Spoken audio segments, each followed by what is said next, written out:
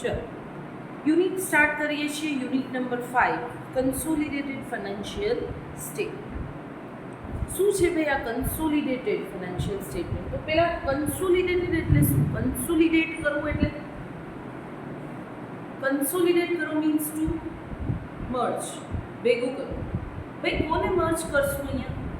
તો કે બે ફાઇનાન્શિયલ સ્ટેટમેન્ટને મર્જ કરવાની વાત છે. કેમ ફાઇનાન્શિયલ સ્ટેટમેન્ટ? તો કે ભાઈ ઘણીવાર કેવું હોય કે એક કંપની બીજી કંપની છે એની અંદર 50% કે તેથી વધારે શેર અક્વાયર કરી લે, તો એના કારણે એ જે બીજી કંપની છે એના મેનેજમેન્ટમાં જે ડિસિઝન મેકિંગમાં છે એમાં પેલી કંપની છે એ મેજોરિટી શેર હોલ્ડર તરીકે લગભગ બધા ડિસિઝન્સ છે બરાબર છે એ લઈ શકે છે.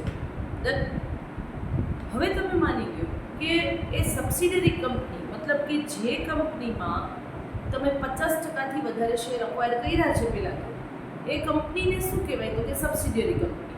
અને જે કંપનીએ અક્વાયર કર્યા છે એ કંપનીને શું કહેવાય? તો કે હોલ્ડિંગ કંપની. તો હોલ્ડિંગ કંપની છે એ સબસિડરી કંપનીના ડિસિઝન્સ છે એ પોતે લઈ શકશે. રીઝન એ કોણ છે? તો કે મેજોરિટી શેર હોલ્ડર. હવે મેજોરિટી શેર હોલ્ડર હોય એટલે વોટિંગ પાવર એની ફેવરમાં જાય. એના કારણે શું થાય? ડિસિઝન્સ છે એ બધા એ પોતાની ફેવરમાં લઈ શકે. તો હવે માની લો કે આપણું ઇન્વેસ્ટમેન્ટ કર્યું, તમે 50%થી વધારે શેર અક્વાયર કર્યા, તો ભાઈ તમારા જે શેર હોલ્ડર છે, તમે કોણ? Holding company. તમારા જે શેર હોલ્ડર છે એ યર એન્ડના ઇન્ટરેસ્ટેડ હશે શું જોવા માટે? તો કે ભાઈ company as a whole performance જોવા માટે ઇન્ટરેસ્ટેડ હશે. કંપની એઝ અ હોલ એટલે તો કે હું હોલ્ડિંગ કંપની, મારું જેમાં 50%થી વધારે હોલ્ડિંગ છે બરાબર છે, તો એ કંપની કેવું પરફોર્મન્સ કરી રહી છે? રીઝન મેં એમાં પૈસા લગાડ્યા છે, ઇન્વેસ્ટમેન્ટ કર્યું છે, અને એ ઇન્વેસ્ટમેન્ટના પૈસા હકીકતે કોણે આપ્યા છે? મારા શેર હોલ્ડરના પૈસા છે. તો ભાઈ મારા શેર હોલ્ડર છે એ ઓલવેઝ ઇન્ટરેસ્ટેડ હોય કે તમે જેમાં ઇન્વેસ્ટમેન્ટ કર્યું છે એ કેવું પરફોર્મન્સ કરી રહ્યું છે તો બતાવો યાર. તો ઇન શોર્ટ તમે યર એન્ડના તમે મતલબ તમારી જે હોલ્ડિંગ કંપની છે એનું ફાઇનાન્શિયલ સ્ટેટમેન્ટ તો એવરી યર અત્યાર સુધી બનાવતા જ હતા. પણ જો હવે તમે કોઈ કંપનીમાં 50%થી અબવ શેર્સ અક્વાયર કરો છો તો તમારે એક કન્સોલિડેટેડ ફાઇનાન્શિયલ સ્ટેટમેન્ટ બનાવવું પડશે કે જેમાં બે કંપનીનું મર્જ બેલેન્સ શીટ હશે. અને એ બેલેન્સ શીટનું પરફોર્મન્સ છે એ ઇન્વેસ્ટર ચેક કરશે. એના ઉપરથી એને ખબર પડશે કે હા કંપનીમાં અમારા પૈસા છે, એ પૈસા કંપનીએ ક્યાંક બીજે ઇન્વેસ્ટમેન્ટ કર્યા છે, દેટ ઇઝ વર્થફુલ. તો ટૂંકમાં એ ઇન્વેસ્ટમેન્ટ છે એ કંઈક જનરેટ કરે છે બરાબર. તો એ જોવું હશે કોને? શેર ને આપણા શેર. ફાઇન, ચલો તો એ તો સમજાણું કે કન્સોલિડેશન એટલે શું? તો કે તમે બે કંપનીના બેલેન્સ શીટને ફાઇનાન્શિયલ સ્ટેટમેન્ટને મર્જ કરો છો. Reason two evaluate overall performance of the company. પણ એ કરશો કઈ રીતના? ચલો એ શું કામ કરવું જોઈએ? એનું ઇમ્પોર્ટન્સ શું છે? એના બેનિફિટ શું છે? એના ડિસએડવાન્ટેજ શું છે? દેન એ બધા માટે સ્ટાર્ટિંગમાં પહેલાં તો આપણે થોડી ઘણી થિયરી જોઈ લઈએ. સેકન્ડ, પ્રેક્ટિકલ કઈ રીતના તમે સોલ્વ કરશો એના માટેના સ્ટેપ્સ જોવાના છે. સ્ટેપ્સ જોઈ લઈએ જેના ઉપરથી આપણે એ ફિક્સ સ્ટેપ, ભાઈ અહીંયા 12-15 ફિક્સ સ્ટેપ છે, એ સ્ટેપ પ્રમાણે બધા sum, every sum is to be solve by that method. તો તમારે સ્ટેપ્સ છે ને એ ખાસ યાદ રાખવાના છે. પણ એ સ્ટેપ્સ યાદ કરતાં પહેલાં થોડું ઘણું બેસિક લેવલનું જે અન્ડરસ્ટેન્ડિંગ છે આપણે જોઈએ. ક્વેશ્ચન નંબર 1માં છે explain meaning of holding company and subsidiary company, discuss advantage and disadvantage of holding company. તો પહેલાં તો હોલ્ડિંગ કંપની કેને કહેવાય? ભાઈ ડિટેલમાં આપણે કંઈ લાઇન ટુ લાઇન રીડ નહીં કરીએ, પણ એક એક્સપ્લેનેશન હું તમને આપતી જઈશ. ભાઈ હોલ્ડિંગ કંપની કેને કહેવાય? તો કે જે અનધર કંપનીની અંદર મેજોરિટી શેર હોલ્ડ કરે. તો મેજોરિટી તો ક્યારે થાય? 50%થી ઉપર જાય ત્યારે મેજોરિટી શેર હોલ્ડ કરે ત્યારે એક કંપની પોતાને શું કહેશે? Holding company. અને જેના શેર અક્વાયર કર્યા છે એને શું કહેશે? Subsidiary company. હવે નીચે બહુ સરસ મજાનો એક પેરેગ્રાફ છે, કન્સોલિડેટેડ ફાઇનાન્શિયલ સ્ટેટમેન્ટ એટલે શું? આપણે જોયા ત્યાં છીએ હમણાં, બટ એકવાર બુકમાં ચેક કરો. The consolidated financial statement combine the financial statement of all the entity within a group. The entity in a group consists two types. ભાઈ આ એન્ટિટી આ જે ગ્રુપ છે એમાં બે ટાઈપની કંપનીઝ હશે. એક હશે પેરેન્ટ કંપની એટલે કે જેને તમે શું કહો છો હોલ્ડિંગ કંપની, અને બાકી બધી શું હશે એની subsidiary. there is only one parent, obviously એક જ પેરેન્ટ હોય અને બીજી બધી એની કોણ હોય સબસિડિયરીઝ, બરાબર, which is the controlling entity that control all the other entities in the group as a parent. તો એ બધી જ કંપનીઓમાં એક કંપની પેરેન્ટ હશે જે બધાને કંટ્રોલ કરતી હશે. ચલો હવે પર્પસ કે છે શું કામે તમારે કન્સોલિડેટેડ ફાઇનાન્શિયલ સ્ટેટમેન્ટ બનાવવા જોઈએ, તો કે number 1 in order to supply relevant. મેં કીધું ને હમણાં કે ભાઈ ઇન્વેસ્ટર બહુ ઈગર હશે to know about the performance of overall group. The reason એના જેમાં પૈસા રોકાયેલા છે, એણે જેમાં ઇન્વેસ્ટમેન્ટ કર્યું છે, એણે ઇન્ટર્ન બહુ મોટું એવું ઇન્વેસ્ટમેન્ટ બીજી કંપનીમાં કર્યું છે. તો investor are always eager to know the performance of entire.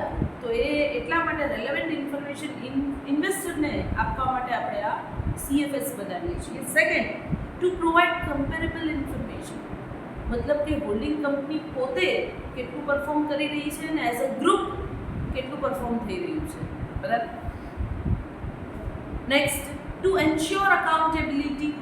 Second thing, ભાઈ જો તમે ક્યાંક ઇન્વેસ્ટમેન્ટ ઇન્ટર્ન કરી દીધું તો તમારી રિસ્પોન્સિબિલિટીમાં છે રીઝન તમે જે અહીંયા ઇન્વેસ્ટમેન્ટ કર્યું છે ને રૂપિયા તમે કોના રોક્યા છે, તમારા ઇન્વેસ્ટરના. હવે માની લો મને કોઈએ 100 રૂપિયા ઉછીને આપ્યા હોય, હું કોઈને પાછા 50 રૂપિયા એમાંથી ઉછીને આપી દઉં તો જવાબદારી તો મારી કહેવાય ને ઓલાને 100 આપવાની.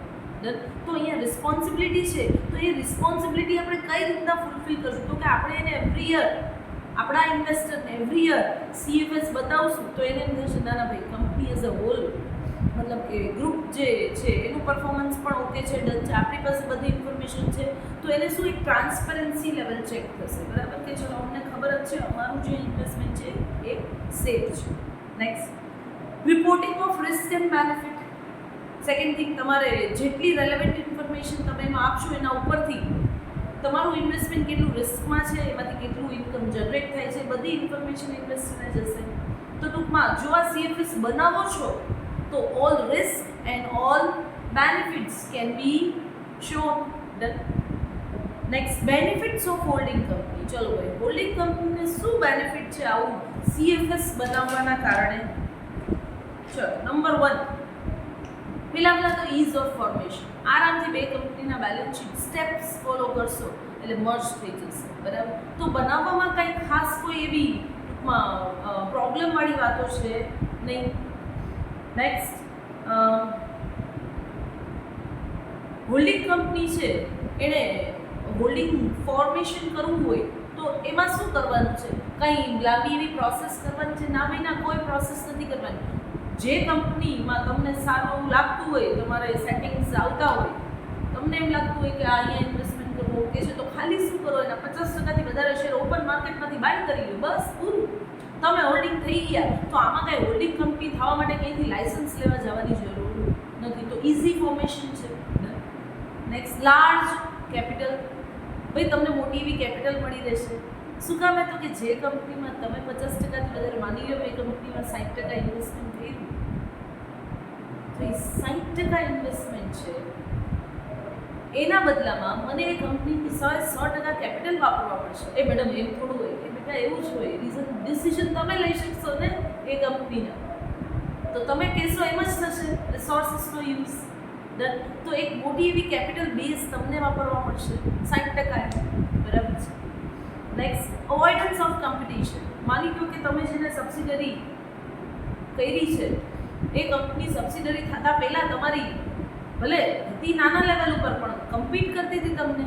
હવે તમે શું કર્યું કે એમાં જ 50%થી વધારે શેર એક્વાયર કરી લીધા એટલે કોમ્પિટિશન રિમૂવ થઈ ગઈ. Done. Next, economies of large scale operation. પહેલાં તમે તમારી એક કંપની ચલાવતા હતા, હવે લાર્જ સ્કેલ ઉપર ઓપરેટ કરો છો, બીજી એક કંપની તમે એક્વાયર જ કરી લીધી કે ભાઈ એમ જોવા જાવ તો તમને લાર્જ સ્કેલ ઉપર ઓપરેટ કરવાનો બેનિફિટ મળશે. Next, secrecy maintain. ભાઈ તમે બે કંપની હવે શું થઈ ગઈ મર્જ, તો તમારી ઇન્ફોર્મેશન છે બરાબર એ તમે ક્યાંય લીક નહીં કરો, બરાબર. બે કંપની એકબીજાની ઇન્ફોર્મેશન પ્રિઝર્વ કરશે. જો એકબીજા સાથે કમ્પીટ કરતી હોત ને તો ફટાફટ એકબીજાની સેન્સિટિવ ઇન્ફોર્મેશન જાણી અને એનો કંઈક લાભ લે અથવા તો માર્કેટમાં ડિસ્ક્લોઝ કરી દે. બરાબર છે. પણ હવે તો બે કંપની કમ્પીટ કરતી બંધ થઈ ગઈ તો સિક્રેસી પણ મેન્ટેન થશે. Next, risk avoid.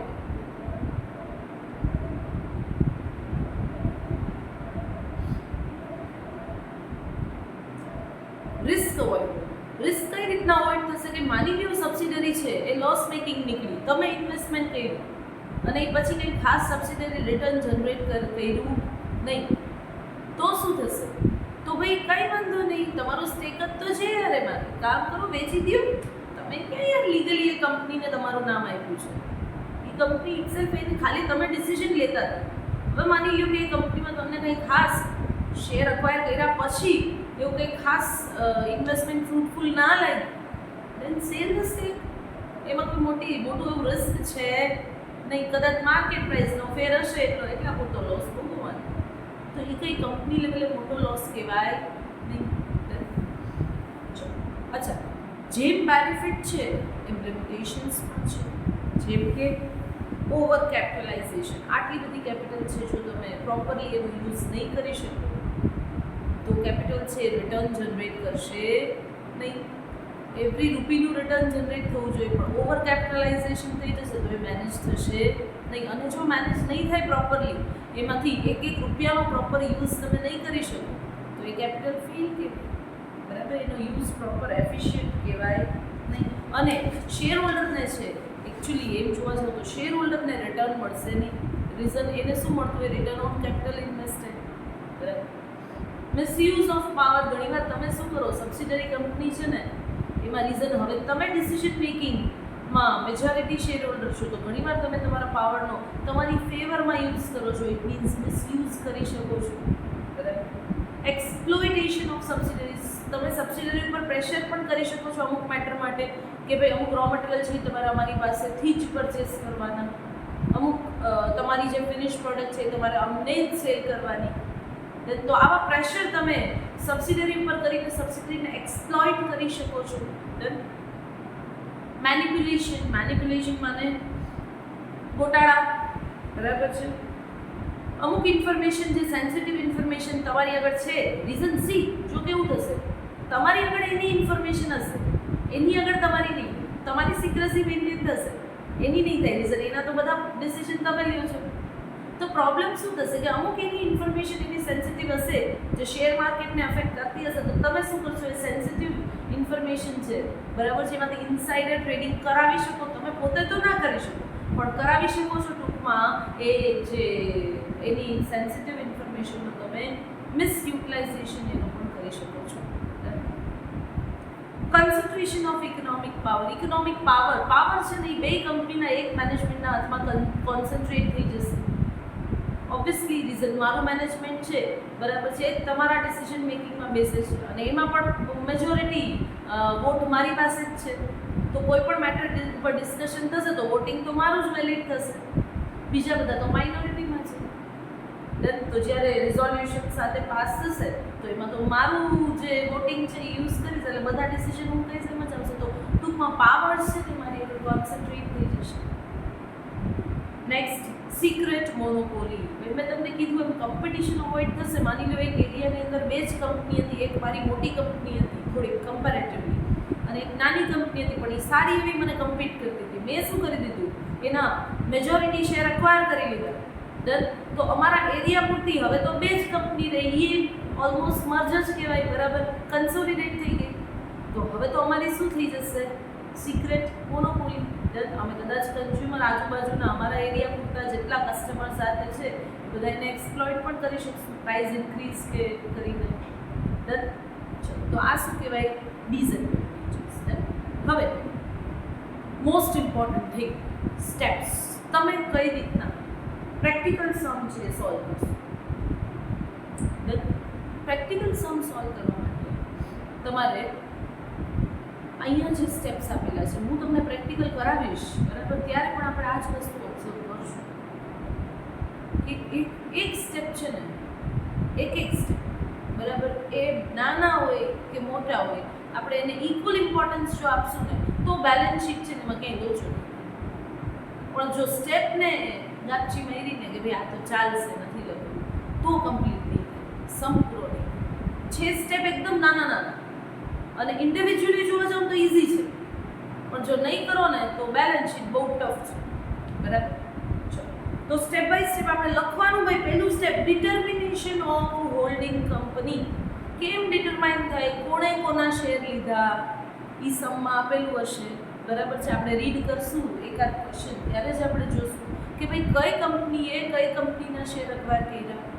તો જેણે જેના શેર અક્વાયર કર્યા હોય, બરાબર છે, એમાં જેણે અક્વાયર કર્યા હોય એ બને હોલ્ડિંગ અને જે ના અક્વાયર કર્યા હોય એ બને સબસિડિયરી. તો પહેલું તો તમારે માની લો કે તમને બેલેન્સ શીટ આપ્યું છે કે the balance sheet of A limited and B limited. બરાબર છે? Are as follows. Balance sheet આપ્યું, નીચે લખવું એ અક્વાયર નંબર ઓફ શેર્સ જે કંઈ પણ હોય ઓફ બી લિમિટેડ. તમારા માટે determination of holding company step number 1 એમાં શું લખવાનું? હોલ્ડિંગ કંપની એ અને subsidiary company step number 2 B limited. બરાબર છે? ચલો સ્ટેપ નંબર 3 શું કહે છે? ફાઇનાન્શિયલ યર કયું છે, ક્યાંથી ખબર પડશે? Balance sheet. માની લો તમને બેલેન્સ શીટ આપી છે 31 ડિસેમ્બરની, તો તમારું યર ક્યાંનું કહેવાય? 1 જાન્યુઆરી ટુ 31 ડિસેમ્બર. માની લો બેલેન્સ શીટ આપેલી છે 31 માર્ચની, તો શું થશે? યસ, 1 એપ્રિલથી 31 માર્ચ. તો આ રીતના તમારે પહેલાં તો ફાઇનાન્શિયલ યર ડિસાઇડ કરવાનું રહેશે. 4th, date of acquisition of share લખવાનું રહેશે. તમે કઈ તારીખે તમને કહેશે, એમાં આ તમારે ક્યાંયથી અઝ્યુમ નથી કરવાનું. તમને ચોખવટથી કહેશે કે એ લિમિટેડે આ તારીખે બી લિમિટેડના આટલા શેર આટલા રૂપિયામાં લીધા. આ બધી જ ઇન્ફોર્મેશન હશે. ડન? તો એના ઉપરથી મને શું મળી જશે? Date of acquisition. Next, time period. ભાઈ મોસ્ટ ઇમ્પોર્ટન્ટ થિંગ. પણ ક્યાંથી મળશે? આગલા બે સ્ટેપ ઉપરથી આ ટાઈમ પીરિયડ ડિસાઇડ થશે. સ્ટેપ નંબર 3 અને 4. સ્ટેપ નંબર 3 શું હતું? Financial date of financial year. Yes. અને સ્ટેપ નંબર 4 શું હતું? Date of acquisition. તો માની લો ફાઇનાન્શિયલ યર તમારું નીકળ્યું 1 એપ્રિલથી 31 માર્ચ અને તમે શેર અક્વાયર કર્યા 1 સપ્ટેમ્બર. તો બિફોર પીરિયડ અને આફ્ટર પીરિયડ આપણે બેટા એને શું બોલશું? પ્રી પીરિયડ અને પોસ્ટ પીરિયડ. બરાબર? તો આ પ્રી અને પોસ્ટ ડિસાઇડ કેમ થશે? તો કે તમે જે ડેટના શેર અક્વાયર કર્યા એનાથી આગળનો પીરિયડ પૂરેપૂરો યરનો એ જ યર આગળનો પીરિયડ પ્રી પીરિયડ કહેવાશે, પાછળનો પીરિયડ પોસ્ટ પીરિયડ કહેવાશે. જેમ કે તમે શેર ક્યારે અક્વાયર કર્યા ભાઈ? 1 સપ્ટેમ્બરના. યર સ્ટાર્ટ ક્યારે થયું? 1 એપ્રિલના. તો એપ્રિલ, મે, જૂન, જુલાઈ, ઓગસ્ટ, સપ્ટેમ્બર. તો બેટા 6 મંથ છે. સપ્ટેમ્બર નહીં, સોરી, સપ્ટેમ્બર તો ફર્સ્ટ છે ને, તો સપ્ટેમ્બર નહીં ગણાય. તો એપ્રિલ, મે, જૂન, જુલાઈ, ઓગસ્ટ, આ 5 મંથ્સ છે. તમારા માટે કયા પીરિયડ થયા? Pre period. અને રિમેઇનિંગ જે મંથ્સ છે, બરાબર છે, 7 મંથ્સ, એ આપણા માટે શું થયા? પોસ્ટ. હવે માની લો કોઈ સમમાં એવું કે શેર અક્વાયર કર્યા ઓન 1 એપ્રિલ, 1 એપ્રિલ અક્વાયર અને 1 એપ્રિલે યર સ્ટાર્ટ. તો બેટા પ્રી પીરિયડ 0 મંથ અને પોસ્ટ પીરિયડ 12 મંથ. ડન? માની લ્યો કે શેર અક્વાયર કર્યા 1 માર્ચના, તો 31 માર્ચના તો યર કમ્પ્લીટ થાય. તો pre period 11 month, post period 1 month. Done? તો આ રીતના તમને કોઈ પણ ડેટ આપશે એના ઉપરથી તમારે 2 પાર્ટ પાડવા પડશે. મેડમ આવું કરવાનું રીઝન શું? એ રીઝન સમજાવું થોડીક વારમાં. બરાબર છે? એનો પોઈન્ટ આવશે એટલે સમજો. એના પછી શું ફાઇન્ડ કરવાનું? Interest of holding. ચલો, હોલ્ડિંગ કંપનીનું ઇન્ટરેસ્ટ છે એ કેમ ફાઇન્ડ થશે, કેમ ડિસાઇડ થશે? તો કે ભાઈ ઇન્ટરેસ્ટ એટલે એના કેટલા ટકા શેર. કેટલા ટકા શેર કેમ ખબર પડે? તો કે ભાઈ ટોટલ નંબર ઓફ શેર સબસિડિયરીના છે કેટલા એ બેલેન્સ શીટમાંથી ખબર પડે. બેલેન્સ શીટમાં શેર કેપિટલ હોય કે નંબર ઓફ શેર છે કેટલા અને એમાંથી શેર તમે અક્વાયર કેટલા કર્યા. બરાબર છે? એના ઉપરથી તમે શું ડિસાઇડ કરી લેશો? Share of holding company. મતલબ ચેક કરો, તમને અહીંયા ફોર્મ્યુલા આપેલી છે, number of share purchase by holding company divide by total number of equity share of subsidiary into 100 કરશો, પર્સન્ટેજમાં હોલ્ડિંગ આવશે. હવે એના પછી આવે માઇનોરિટી ગ્રુપનું હોલ્ડિંગ. બેટા હું મેજોરિટી શેર હોલ્ડર છું, તો બાકીના બધા કયા ગ્રુપમાં આવે? માઇનોરિટી ગ્રુપમાં. બીજા બધા શેર હોલ્ડર બરાબર છે, બધા માઇનોરિટીમાં. તો માની લો કોઈ કંપનીના 1000 શેર હોય, એમાંથી 700 શેર છે મારી પાસે હોય, તો બેટા રિમેનિંગ 300 છે કોની પાસે ગયા? માઇનોરિટી પાસે. બરાબર. તો મારું હોલ્ડિંગ કેમ નીકળશે? તો કે 700 ડિવાઈડ બાય 1000 ઇન્ટુ 100. હમણાં જ આપણે જોયું એમ હોલ્ડિંગ કંપનીનું ઇન્ટરેસ્ટ જાણશું આપણે 70%. તો એવી જ રીતના સબસિડરીનું કેમ નીકળશે? સોરી, માઇનોરિટી ગ્રુપનું હોલ્ડિંગ કેમ નીકળશે? તો કે ભાઈ નંબર ઓફ શેર પરચેસ્ડ બાય, ત્યાં ભૂલ છે હો, લીધામાં હોલ્ડિંગ કંપની લખ્યું છે ને, ત્યાં લખજો minority group upon total number of equity share of subsidiary company into 100 કરજો. मतलब कि 300 डिवाइड बाय 1000 इंटू 100, तो 30%. ऑब्वियसली यार 70% मारू હોય તો માઇનોરિટી ગ્રુપનું કેટલું હોય? રિમેનિંગ 30%. ચલો next, calculation of revaluation of assets and liabilities of subsidiary. ભાઈ આ ટોપિક છે એ આપણે પ્રેક્ટિકલમાં પણ જોશું, પણ અહીંયા ધ્યાન, અસેટ્સનું રીવેલ્યુએશન થાય છે કઈ રીતના? તો કે ભાઈ જ્યારે હું શેર અક્વાયર કરું છું મોટા પાયે તમારી કંપની, તો પોસિબલ છે કે મારું મેનેજમેન્ટ છે તમારી જે અસેટ્સ છે એનું રીવેલ્યુએશન કરે. તો રીવેલ્યુએશન બે ટાઈપના, એક થાય અપવર્ડ, એક થાય ડાઉનવર્ડ. જો હું તમારા અસેટની વેલ્યુ વધારું છું તો અપવર્ડ થશે, અને જો અપવર્ડ થશે તો શું થશે? વધારાનો ડેપ્રિસિએશન ચાર્જ થશે. રીઝન, અસેટની વેલ્યુ વધારશો તો ડેપ્રિસિએશન વધશે.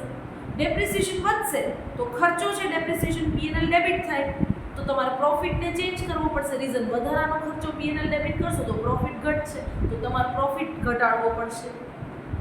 તો આ ઇફેક્ટ આપવાની રહેશે. એવી જ રીતના જો અસેટનું વેલ્યુએશન ડાઉનવર્ડ કરો છો તો ડેપ્રિસિએશન ઘટશે, ડેપ્રી ઘટશે તો ડેપ્રી ક્યાં ચાર્જ થતો હતો અત્યાર સુધી? P&L માં. ઈ ડેપ્રીને તમે ઘટાડો તો પ્રોફિટ વધશે.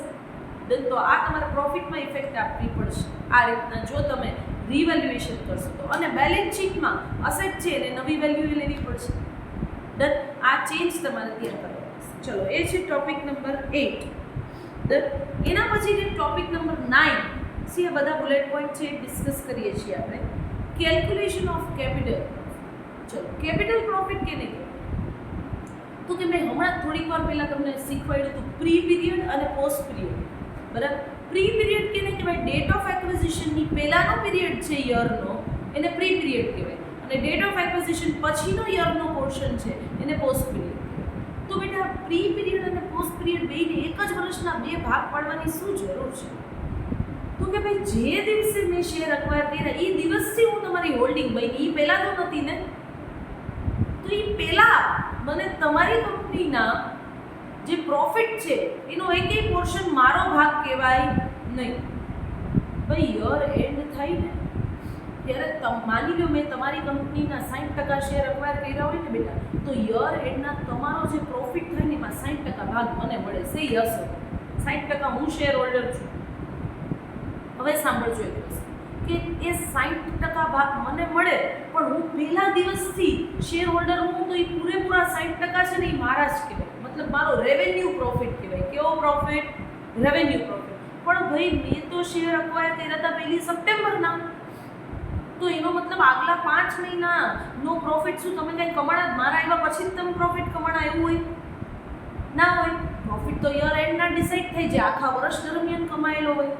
તો પહેલા 5 મહિનાનો પ્રપોર્શનેટ પ્રોફિટ આપણે કાઢશું, એટલે કે 12 મહિનાનો આટલો, તો 5 મહિનાનો કેટલો? એ 5 મહિનાનો જે પ્રોફિટ છે ને બેટા, એ મારા માટે પ્રી પીરિયડનો પ્રોફિટ કહેવાય, જેને હું કયો પ્રોફિટ કહીશ? Capital profit. શું કામે? એને હું P&L માં નહીં લઈ જાઉં. ભાઈ પ્રોફિટ જ છે, મને શેર મળશે જ, પણ એ મારા માટે રેવન્યુ પ્રોફિટ ના કહેવાય. રીઝન, મારા એવા પછી કમાયેલો જે પ્રોફિટ હોય ને પોસ્ટ પીરિયડનો 7 મંથનો પ્રપોર્શનેટ પ્રોફિટ હોય ને એ હું P&L માં એડ કરી શકું. પણ જે પ્રી પીરિયડનો પ્રોફિટ છે બરાબર છે, એ કેપિટલ પ્રોફિટ કહેવાય. એ તમારે શું કરવું પડે? એડજસ્ટ કરવું પડે તમારા કોસ્ટ ઓફ ઇન્વેસ્ટમેન્ટની સામે. બરાબર છે, આગળ કરીએ એડજસ્ટમેન્ટ આગળ કરીએ, પણ ટૂંકમાં કેપિટલ પ્રોફિટ સમજાય. પ્રી પીરિયડનો જે પ્રોફિટ છે, પ્રપોર્શનેટ પ્રોફિટ, એ કયો કહેવાશે? Capital profit. અને એના પછીનો સાથે સાથે ટોપિક લઈ લો ભાઈ, પોસ્ટ પીરિયડનો પ્રોફિટ છે એને શું કહેશો તમે? રેવન્યુ. ડન. ચલો, હવે એના માટે નીચે એક ટેબલ આપેલું છે, statement showing capital and revenue profit. ભાઈ એ કેન્સલ આઉટ કરી દેજો. આપણે એવું સ્ટેટમેન્ટ નથી બનાવતા. હું તમને પ્રેક્ટિકલ શીખવાડીશ. આપણે ચાર્ટ ફોર્મમાં કરીએ છીએ ને એ છોકરાઓને વધારે ઇઝી પડે છે. બરાબર, તો એ કાઢી નાખજો. એના પછીનો પોઈન્ટ નંબર 11 છે calculation of goodwill or capital reserve. ભાઈ આ ગુડવિલ કેપિટલ રિઝર્વ શું છે? તો કે તમે જે કંપનીમાં ઇન્વેસ્ટમેન્ટ કર્યું છે, શેર હોલ્ડિંગ 60% લીધું છે, એ 60% માટે તમે કેટલા પે કર્યા અને તમને કેટલું મળ્યું. હવે સાંભળજો, અહીંયા ઓલો કેપિટલ પ્રોફિટ છે ને હું એડજસ્ટ કરવાનું કહેતી હતી ને, અહીંયા પૂછું. માની લો મેં 60% હોલ્ડિંગ છે, એ કઈ રીતના લીધું? તો કે કંપનીના 1000 શેર હતા, 600 શેર મેં લીધા, 10 રૂપિયાનો એક એવા શેર હતા. તો ભાઈ મને પહેલા તો કંપનીમાંથી મળ્યું શું? તો કે ભાઈ 600 શેર 10 રૂપિયા લેખે 6000નું મને હોલ્ડિંગ મળ્યું. ડન. નેક્સ્ટ, ભાઈ મને કેપિટલ પ્રોફિટમાં શું પોર્શન મળ્યો? મતલબ કે માની લો કંપનીના જનરલ રિઝર્વ્સ છે, એમાંય મને સીધો 60% ભાગ પડી ગયો. તો બેટા એ જનરલ રિઝર્વ છે, બરાબર છે, તો મારા એમાં પહેલાંનું હતું, તો એમાં મને ભાગ રિઝર્વ તો ભેગું થયેલું હોય ને, તો હું તો આવી આ વર્ષે, અને એ 6 સપ્ટેમ્બરથી. બરાબર છે, તો મને જે આગલા રિઝર્વ્સ પડ્યા હતા એમાંય મારો તો ભાગ લાગી જશે. બરાબર, તો એ જે ભાગ મને મળ્યો કહેવાય ને, મને કયો પ્રોફિટ મળ્યો કહેવાય? કેપિટલ પ્રોફિટ છે. એમ જોતા મારા માટે મફતિયું કહેવાય. તો એ જે કંઈ પણ આવું મફતિયું એટલે કે કેપિટલ પ્રોફિટનો પોર્શન બેટા મને મળે છે ને, એ હું શું કરીશ? આ શેર હોલ્ડિંગમાં માની લ્યો કે મને આવી રીતના જીઆરમાં ભાગ મળ્યો, એની વેલ્યુ છે 10,000, તો 6,000 અને 10,000 16,000. મને આવી જ રીતના પીએનએલમાં પોર્શન જે આખા વર્ષનો પ્રોફિટ મળ્યો, પણ એમાં પહેલા 5 મહિનાનો પ્રોફિટ તો કેવો કહેવાય? Capital profit. એની વેલ્યુ નીકળી માની લ્યો 4,000. તો ટોટલ મને કેટલી વેલ્યુનું ઇન્ટ્રિન્સિક વેલ્યુનું હોલ્ડિંગ થયું મારું? ટોટલ 6,000, 10,000 ને 4,000, ટોટલ 20,000. હવે તમને ક્વેશ્ચનમાં કહી દીધું હશે કે તમે આ શેર કેટલા રૂપિયામાં અક્વાયર કર્યા. માની લો મેં શેર અક્વાયર કર્યા 24,000. તો બેટા ઉપરના જે 4,000 આપ્યા એ શું કહેવાશે? ગુડવિલ.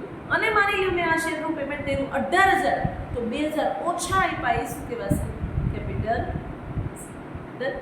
તો આ રીતના આપણે ગુડવિલ કેપિટલ રિઝર્વ કેલ્ક્યુલેશન કરશું. પછી એવી રીતના પછીનું step minority group. Minority group પાસે એનો શેર, કેપિટલ પ્રોફિટનો શેર કેટલો, રેવન્યુ પ્રોફિટનો શેર કેટલો, શેર્સ એની પાસે કેટલા, એ બધાનો ટોટલ કરશું. એ આપણે પ્રેક્ટિકલમાં જોઈશું. બસ પછી એક છે ઇન્ટર કંપની ટ્રાન્ઝેક્શન, લાસ્ટ. બરાબર, ઇન્ટર કંપની ટ્રાન્ઝેક્શન એટલે શું? તમને પ્રેક્ટિકલમાં પણ સમજાવીશ કે એક શેર, એક કંપની છે એ બીજી કંપનીમાં જ્યારે શેર અક્વાયર કરે છે ત્યારે એ ગ્રુપ કંપની કહેવાય છે. બરાબર છે, ગ્રુપની જ બે કંપની, એક જ ગ્રુપની બે કંપની છે. હવે એનું તમે પરફોર્મન્સ મર્જ કરો છો અને માની લો કદાચ તમારે એની પાસેથી કંઈ લેવાના હોય, તો ઓબ્વિયસલી એણે તમને દેવાના થયા કહેવાય. તો આવી રીતના ડેટર ક્રેડિટરના રિલેશન થયા, તો એ કેવા રિલેશન કહેવાય? હવે ઇન્ટર કંપની. તો હવે જો ભાઈ તમે બે કંપનીને મર્જ કરો છો, તો તમારે લેવાના 10,000, એને દેવાના 10,000, તો એ સામસામા શું થઈ જશે? Cancel out. આવી જ રીતના બિલ્સ પેએબલ 10,000ના, એના માટે બિલ્સ રિસીવેબલ 10,000ના, તો સામસામા શું થશે? ઇન્ટર કંપની હશે ને એટલા કેન્સલ આઉટ થશે. માની લો એમાંથી કોઈ બિલ તમે બેંક પાસે ડિસ્કાઉન્ટ કરાવી લીધા, ટોટલ 10માંથી 2,000ના બિલ ડિસ્કાઉન્ટ કરાવી લીધા, તો હવે ઇન્ટર કંપની ખાલી કેટલા રહ્યા? 8,000. તો 8,000 ઇન્ટર કંપની થશે, સામસામા શું થઈ જશે? Cancel out. આવી રીતના ટ્રેડ રિસીવેબલ, ટ્રેડ પેએબલ. બરાબર છે, ડેટર ક્રેડિટર ના હોય, જનરલી આપણે ટ્રેડ રિસીવેબલ પેએબલ લખીએ છીએ, તો એ શું થશે? સામસામા અગેન કેન્સલ. તો આ ઇન્ટર કંપની ટ્રાન્ઝેક્શન પણ આપણે ત્યાં શીખશું. બસ આટલા બેસિક સ્ટેપ્સ છે. બરાબર છે. હવે આ સ્ટેપ્સ ભણ્યા પછી આના ઉપરથી આપણે સમ કરીએ. બરાબર છે.